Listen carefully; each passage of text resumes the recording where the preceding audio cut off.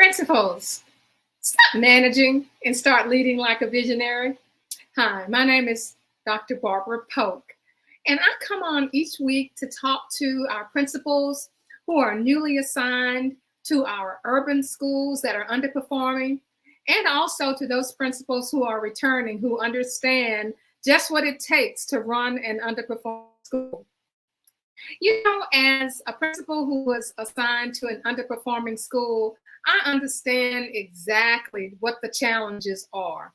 There was nobody there to teach me the things that I am teaching you. I just had to go and find out for myself. So it took a while. But the things that I will be discussing with you, it's almost like I was at 2x and I'm going to take you to 10x. So today is what we're going to be talking about, you micromanaging. And I want you to start working like a visionary, leading like a visionary. And there's some things that we're going to be discussing, and we're going to be looking at frustration. Now, frustration is not something that was on that state assessment for your principalship. They ask you questions about, how you were going to work with your community, how you were going to be a school leader, how you were going to collaborate, but they never test on how you are feeling, the frustrations that you feel, the isolation that you feel. Those things are real. And it seems as if we don't want or we can't articulate how to share those feelings with others who are in the business. So today, we're going to be looking at another feeling that we have as a leader, as a visionary, and that is frustration. But I want to ask you, before we start talking about, how often do you feel that you're pulled in multiple directions? And this is something that makes you feel that frustration, where you're trying to juggle different demands. The teachers are demanding things of you, the community, the central administration, and you're just putting all of your energy on trying to prioritize, which way is the best way to go. Or here's another question: have you felt like you are putting in all the work, but that you're just not seeing the results as quickly as you'd like for them to change? And how does that impact your confidence in leading your school for its success? I mean, that's a true frustration. And the third question is, when you try to empower your teachers, do you find yourself stepping back into a micromanagement kind of a role of frustration because, you don't trust the teachers? And you feel because that you have so much demand on you that you can't afford to make mistakes, and your teachers don't understand just how important that is. So you find yourself micromanaging because there's such a sense of urgency. So today we're going to be diving into your feelings, especially those of you who are working in underperforming schools. And all of this is just lots of frustration. You're being pulled in one direction, but it feels like the system or the supervisors or central administration, they want you to go in another direction. So I want to tell you about something, about frustration and how, we can deal with that frustration. Well, it was a time when I was directed to and given permission to take a trip to Austin because I was assigned to a special committee. And I was driving, to this meeting, and I was just so excited. I had been selected, and my hair was done. I had the right outfit on, and everything, hair was in place. Everything was just going fine. But then, as I got onto the interstate, the traffic was at a complete standstill due to construction.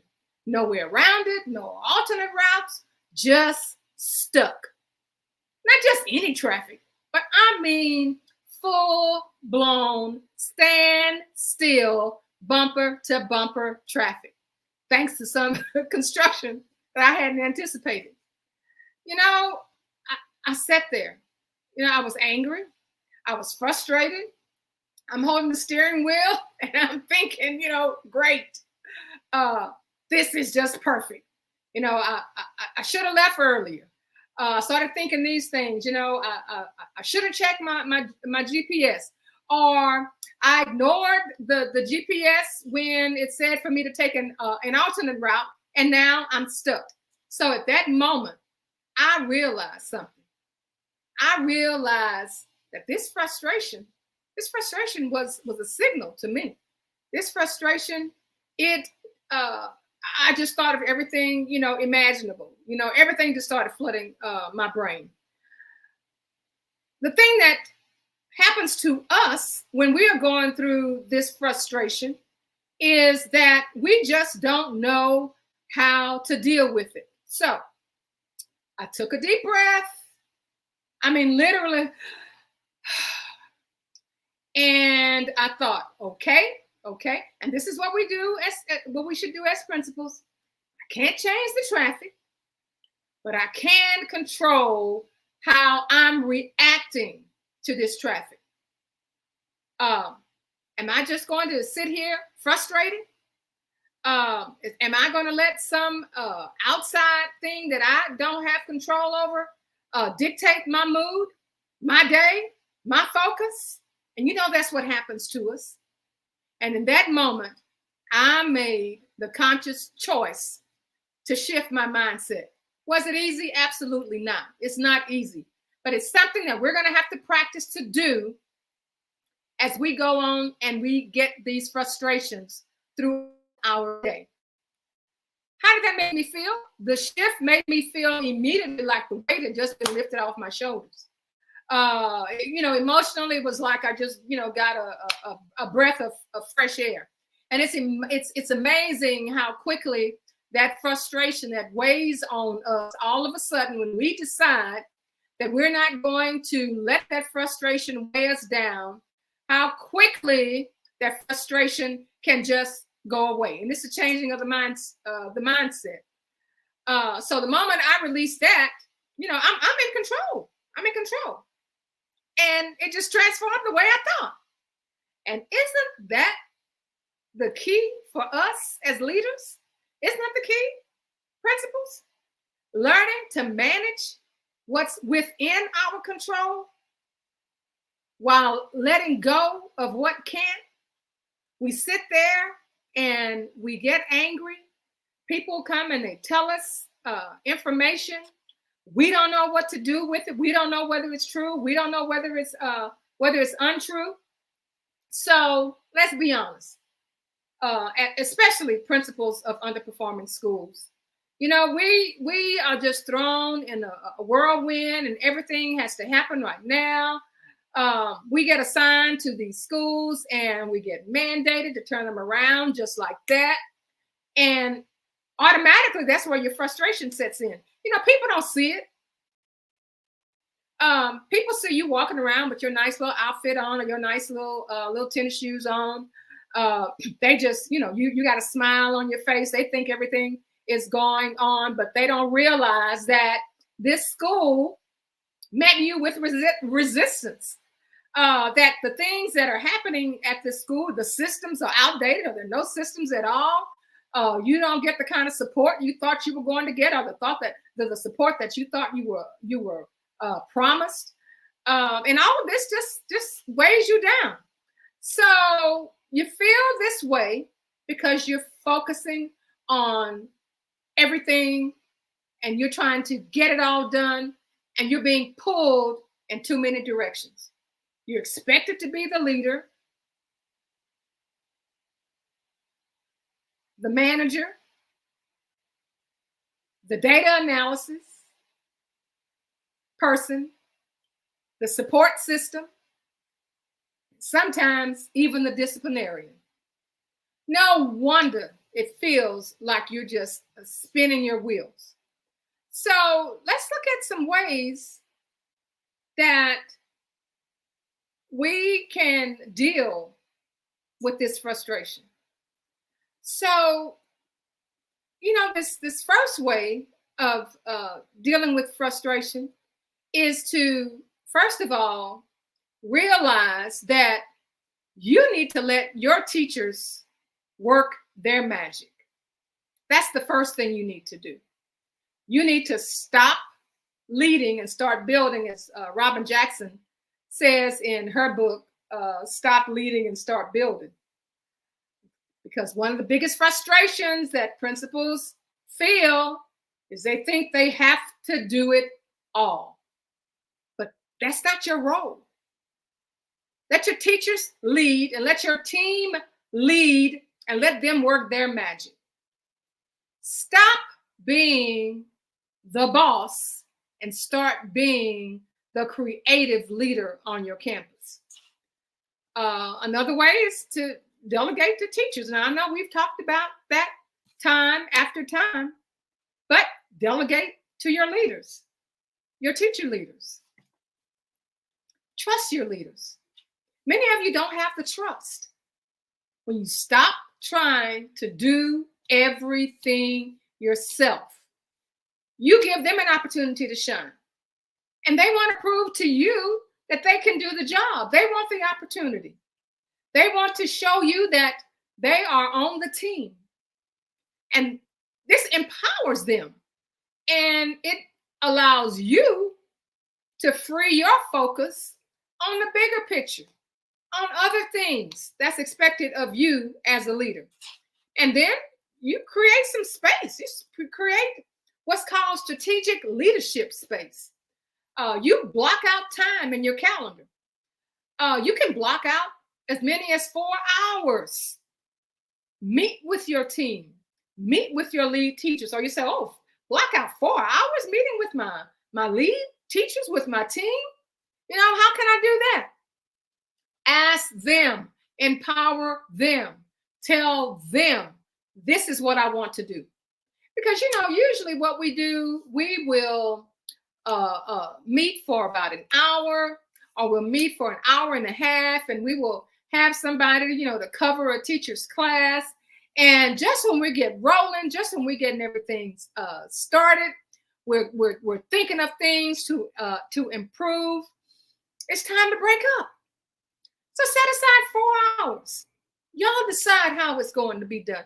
And once you empower your teachers and your team leaders to come up with ways for things like that to be done, you'll be surprised how they can come up with ways to help release all of this frustration that you have.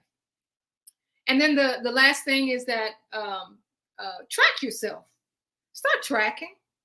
And check your progress a little bit at a time. You don't need to transform the school overnight, although that may be something that they expect you to do. But you're not going to transform the school overnight. Break your goals up into small, measurable tasks. And when you see those small wins, you start feeling in control. And your frustration just decreases. So before we wrap up today, I want to circle back to that story I shared about my frustration. Remember that moment when I was just stuck in the traffic and I feel like I had no control? I was frustrated. I was trying to force something to happen that I did not have any control over. But I remembered that I had to change my focus. I had to get into control. My attitude had to change. And then the situation became manageable. The same shift in thinking that you can do when you stop being a micromanager and you start leading like a visionary. You don't need to carry the weight of the whole school on you. That's why they gave you a staff. That's why they gave you assistant principals. That's why they gave you team leaders, so that you don't have to carry the entire weight of the school. Ultimately, you're going to make the decision. Ultimately, the name that's blasted across that building, that's your name. Even though the school has a name, that's your building. And everybody's going to be looking at you ultimately. But you have to stop being that micromanager and start leading like a visionary, because that is your job, to get the people around you to help you so that they can be a part of this growth, so they can be a part of that transformation. This is the time for you to empower your leaders. Focus on guiding your staff. Help be the creator. You see the big picture. You see the ideas. And then you go to them to determine how are we going to do this. Because they're in the trenches. They know what needs to be done. They're just waiting for somebody to ask them, how can we do this? Or how can we do that? You bring the vision to them. So now let's just think about this for a minute, principals. Are you a micromanager or are you a visionary? So this is what I want you to think about this coming week. Start thinking about the things that you are trying to do all yourself and you're not letting anybody else help you. It's like a secret and you're the only one who has the code. And start being a visionary. Start letting those teachers and those teacher leaders that are surrounding you, let them show you their magic. And then you will become the principal of a school that is a hallelujah success story. So if today's discussion resonated with you and you're ready to make a real change, I'm going to invite you to join Principals on the Come Up. It's a private Facebook group, and this is where we share free resources. We connect with other principals and provide support to help you implement these strategies that we talk about on a weekly basis. The journey from frustration to leadership doesn't have to be traveled alone. Together, we can transform our schools, and we can turn our schools into hallelujah success stories. So remember, we're here on Principals on the Come Up. And look at the links below. Join us. Invite your friends to join us. And we'll see you next time on Principals on the Come Up, where we transform schools into hallelujah success stories. We'll see you next time.